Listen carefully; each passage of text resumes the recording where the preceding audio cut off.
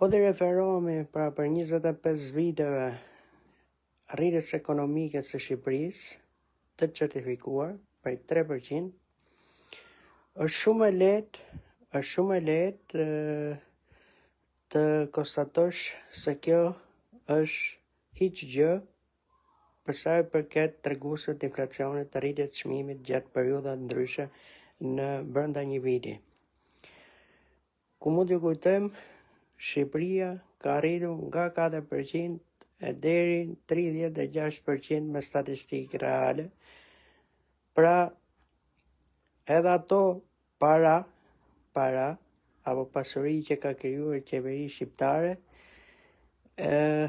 humbin rrugës me inflacion me rritje. Pra, nëse sot realisht do të investosh, për shembull, marrim sektorin e ndërtimit, për 5 vjet vetëm zhvlerësimi i valutës euro të çon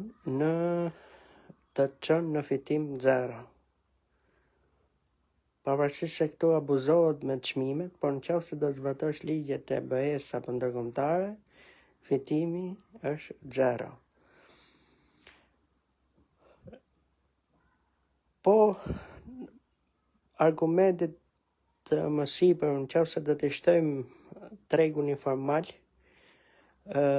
kjo thellohet akoma më shumë kur ti nuk je i aftë të kesh çmime reference, apo të kontrollosh fitimin këtyre bizneseve. Pra, kemi një klient apo konsumator që vuan vazhdimisht nga politikat e paqarta financiare. Jo më kot ne e kemi quajtur sistemin fiskal shtylla kurrizore e një shteti, sepse këtu janë rregullat bazë se si funksionon çdo iniciativë, sipërmarrje, investim, kursim, punë etj. Dhe korelacionet janë të ndryshme. Kemi shumë raste që do t'i diskutojmë në ditët në vijim, në kanalet private që kemi dhe në çdo formë për të shkuar tek publiku.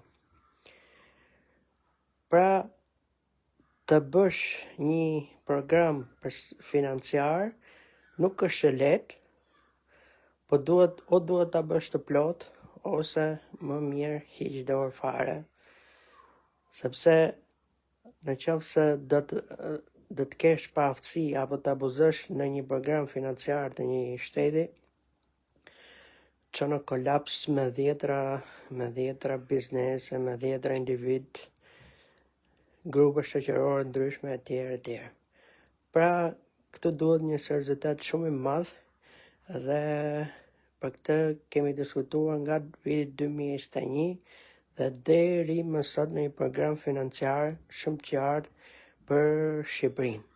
Patjetër që do të konkurrojmë në garë kundër kryeministit Zoti Edi Rama, me 2 skuadra shumë të forta dhe do të kemi një alternativë shumë të qartë për sa i përket programit financiar. Do të jetë pika më e fortë e jona dhe më shumë e konsultuara nga të gjitha pikat e programit.